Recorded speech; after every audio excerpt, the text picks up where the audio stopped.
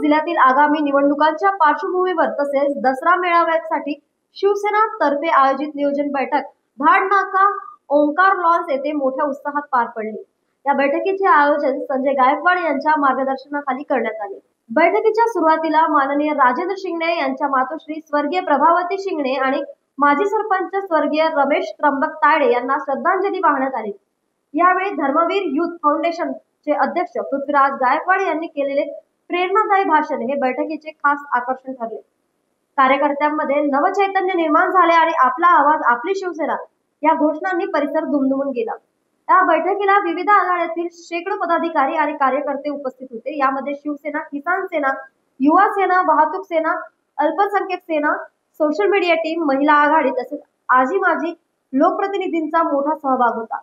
या नियोजन बैठकीतून शिवसेनेने आगामी निवडणुकांसाठी सज्जता दाखवली असून कार्यकर्त्यांना स्पष्ट दिशा आणि उद्दिष्ट ठरवून दिले। दसरा मेळावा आणि निवडणुकीसाठी संघटन सज्ज आहे। न्यूज एक्सप्रेस साठी बुलढाणावरून अखिल यांची बातमी।